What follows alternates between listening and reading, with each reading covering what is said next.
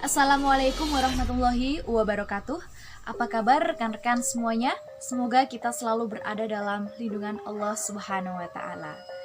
Di video kali ini saya Khotimatul Aminah akan berkolaborasi dengan dosen saya yaitu Bapak Dr. Muhammad Rohmati M. Hum akan mendiskusikan terkait dengan materi yang menarik yaitu teks dan konteks dalam ilmu pragmatik. Sebelum kita diskusi lebih jauh, maka kita perlu memahami kembali atau mengingat kembali sebetulnya apa itu pragmatik. Mari kita simak. Seperti yang kita ketahui bahwa pragmatik itu merupakan salah satu bagian dari ilmu linguistik yang berhubungan dengan asal-usul pemakaian bahasa dan akibat serta pengaruh pemakaian bahasa dalam perilaku komunikatif. Di dalam perilaku yang komunikatif, tentu kita menggunakan alat yang disebut dengan bahasa agar apa yang kita maksud, apa yang kita inginkan terhadap mitra tutur kita dapat tersampaikan dengan baik. Nah, bahasa di sini ini dapat kita klasifikasikan menjadi dua. Yang pertama adalah bahasa verbal dan yang kedua adalah bahasa non-verbal.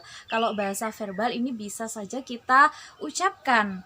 Nah, ucapan kita atau tuturan kita dalam sehari-hari. Kemudian bahasa nonverbal itu bisa kita artikan sebagai bahasa tubuh atau mimik kita, ekspresi kita, kemudian kedipan mata kita. Contohnya begini, ketika kita sedang ditanya dalam bahasa Jawa ya, karena keseharian kita banyak yang menggunakan bahasa Jawa. Nis, opo kowe gelem telo iki? Nah, ketika Anis tidak menjawab menggunakan bahasa verbal atau tidak menjawab iya ataupun tidak, iyo opo ora, nah, ini Anis bisa jadi menggunakan jawaban bahasa nonverbal dengan menganggukkan kepala atau menggelengkan kepala. Pragmatik merupakan sebuah ilmu yang mempunyai peranan cukup penting dalam hal komunikasi. Dengan mempelajari pragmatik, maka kita akan mengetahui, kita akan memahami struktur fungsional yang terdapat dalam bahasa ketika kita berkomunikasi. Sebagaimana yang kita ketahui bahwa struktur fungsional itu di dalam pragmatik ada 3. Yang pertama adalah bentuk, yang kedua adalah fungsi, yang ketiga konteks. Nah, di sini nanti kita akan memahami lebih lanjut terkait dengan teks dan konteks dalam ilmu pragmatik. Sebelumnya, mari kita saksikan terlebih dahulu video pengantar dari Bapak Dr. Muhammad Rohmati M. Hum. Berbicara masalah pragmatik, tentu tidak bisa lepas dari upaya kita untuk paham tentang teks, konteks, dan konteks. Ini jelas akan bisa dilihat dari interdisipliner linguistik. Kawan, jadi kalau kita belajar masalah pragmatik, tentu kita harus paham betul bagaimana kita memahami sebuah bahasa yang terikat konteks. Mengapa demikian? Karena kalau kita ingat kembali, linguistik struktural itu bisa kita lihat dari aspek triadik, bentuk, fungsi, dan konteks. Itu kalau kita lihat dari fungsionalnya. Jadi sebenarnya kalau kita lihat dari linguistik struktural itu adalah diadik, bentuk dan fungsi, sedangkan linguistik fungsional itu triadik, bentuk, fungsi, dan konteks. Jadi dengan demikian kita belajar pragmatik itu betul-betul bagaimana memahami aspek-aspek yang melibatkan konteks. Nah, demikian tadi video singkat yang menarik yang saya cuplik dari videonya Bapak Rohmati, dan semoga dapat memberi pemahaman yang lebih kepada kita semua. Baiklah, selanjutnya kita akan mulai berdiskusi terkait dengan teks dan konteks. Kalau kita berbicara atau mendengar istilah teks, pasti banyak yang terbesit di dalam pikirannya bahwa teks itu adalah sebuah bahasa tertulis atau tulisan yang ada di dalam buku. Tetapi ternyata teks itu tidak hanya sebatas bahasa tulisan. Nah, tetapi teks itu bisa berwujud bahasa ucapan atau tuturan. Tuturan yang disampaikan oleh seorang penutur kepada mitra tutur. Kemudian ada beberapa ahli yang juga berpendapat bahwa teks tidak hanya terdiri dari 2 aspek tersebut, tuturan dan bahasa tulis, tetapi segala hal atau segala sesuatu yang berkaitan dengan sarana komunikasi. Tentu kita sering ya berpikir terkait dengan karya sastra yang dihasilkan oleh seorang sastrawan atau karya yang dihasilkan oleh seorang seniman. Ketika seorang seniman melukis lukisannya atau mengekspresikan dirinya terhadap karyanya, terhadap lukisan tersebut, maka terjadilah sebuah peristiwa komunikasi yang ekspresif dari hati atau dari ekspresi seorang seniman yang diwujudkan dalam bentuk lukisan. Maka di sini banyak ahli yang beranggapan bahwa sarana-sarana tersebut ini juga termasuk sebuah teks. Ada contoh lainnya yaitu musik, gambar, dan lain sebagainya. Sehingga dapat kita simpulkan bahwa teks ini adalah sebuah bahasa yang disampaikan dalam bentuk tuturan, bahasa tulis, dan juga sarana komunikasi lainnya yang mendukung sebuah peristiwa komunikatif.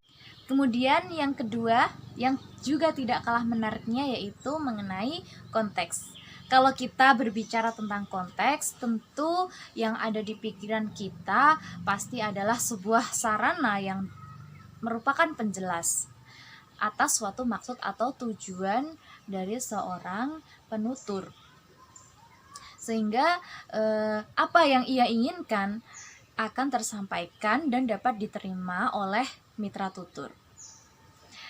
Konteks itu sendiri bisa berwujud dalam hal ekspresi, itu bisa dibantu. Jadi apa yang dituturkan seseorang itu bisa dibantu dengan ekspresi-ekspresi yang terdapat dalam bahasa tubuh seorang penutur. Kemudian juga situasi. Nah, ini yang kedua juga situasi yang mendukung tuturan tersebut. Tentu ini menjadi sebuah konteks yang tidak dapat lepas dari unsur kebahasaan atau tuturan yang disampaikan oleh seorang mitra tutur. Kemudian yang tidak kalah pentingnya yaitu adalah latar belakang yang dialami atau latar belakang yang sama oleh seorang penutur dan mitra tutur, sehingga ibaratnya dari kedua orang yang berkomunikasi tersebut itu bisa nyambung atau bisa saling memahami. Ada beberapa jenis konteks yang dapat kita pahami. Di sini ada 4 konteks. Yang pertama adalah konteks fisik, yang kedua adalah konteks epistemis, yang ketiga adalah konteks linguistik, yang keempat adalah konteks sosial. Setelah ini kita akan diskusikan satu persatu mengenai keempat konteks tersebut. Yang pertama adalah konteks fisik. Konteks fisik di sini meliputi tempat dan waktu penggunaan bahasa dalam proses komunikasi. Jadi tempat dan waktu di sini sangat erat kaitannya dengan peristiwa tutur, dengan sebuah peristiwa tutur. Contohnya percakapan dua orang petani ketika mereka sedang bersedih karena sawahnya terserang hama. Nah, kebetulan di situ atau saat ini sawah sedang musim setelah tanam sehingga banyak hama yang menyerang. Percakapannya seperti berikut ini. Kang, aku susah banget iki. Mosok pariku mati kabeh dipangani tikus. Ya padha ae Kang, aku yo kaya ngene iki kondisine pariku. Jan iki awake dhewe padha-padha susah ya Kang yo. Njur kepriye terusan? Ya wis, ayo golek obat sing apik ben tikuse ben ngalih. Nah, contohnya seperti itu. Jadi bagaimana konteks fisik ini dapat berfungsi sebagaimana mestinya sehingga proses komunikasi dapat berlangsung secara efektif. Kemudian yang kedua adalah konteks epistemis. Konteks epistemis ini meliputi latar belakang yang sama-sama diketahui oleh seorang penutur dan mitra tutur, sehingga menjadikan proses komunikasi ini bisa berjalan dengan baik atau dengan lancar. Contohnya, ada pemuda atau ada anak-anak dalam generasi milenial yang saat ini tentu sudah banyak mengenal mengenai aplikasi TikTok. Mereka membicarakan TikTok yang saat ini bisa digunakan sebagai sebuah platform untuk berbisnis gitu. Kedua orang ini berkomunikasi sehingga dua-duanya bisa saling mengerti bagaimana TikTok dapat berfungsi sebagai sarana untuk mempromosikan bisnis mereka. Ketika hal yang tidak relevan, ini contohnya ketika TikTok dibicarakan dengan simbah atau orang yang lebih tua, yang bahkan handphone pun tidak mengenal, maka tidak dapat terjadi komunikasi secara lancar. Tidak lancar komunikasi tersebut karena terjadi miscommunication antara simbah tersebut dan anak muda tersebut. Yang ketiga adalah konteks linguistik. Konteks linguistik di sini tidak lepas dari kemampuan memilih kata, frasa, klausa, serta kalimat yang akan dijadikan sebagai tuturan sehingga nanti dapat dipahami oleh mitra tutur. Dan yang terakhir adalah korelasi sosial. Korelasi sosial di sini ini merupakan hubungan sosial yang dimiliki oleh penutur dan mitra tutur.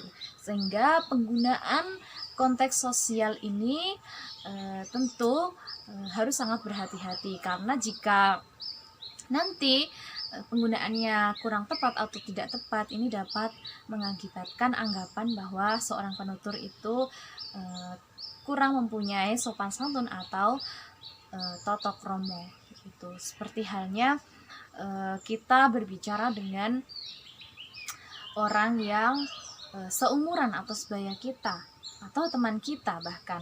Nah, jika kita berbicara dengan sangat santai, bahkan ada beberapa orang yang berbicara dengan kata-kata agak kasar ya, mohon maaf, tetapi karena kita kondisinya adalah teman baik bahkan, nah kita mungkin fine-fine aja atau baik-baik saja gitu. Lain halnya jika mitra tutur kita yang kita ajak bicara ini adalah seseorang yang lebih tua, seseorang yang mungkin jabatannya lebih tinggi daripada kita tidak bisa berbicara dengan bahasa yang seperti apa yang kita lakukan kepada teman kita, tetapi kita perlu menggunakan pilihan bahasa atau taktik dalam bertutur sehingga kita bisa bersikap lebih sopan terhadap orang yang kita ajak bicara. Nah, demikian tadi video yang dapat kita sampaikan di kesempatan kali ini.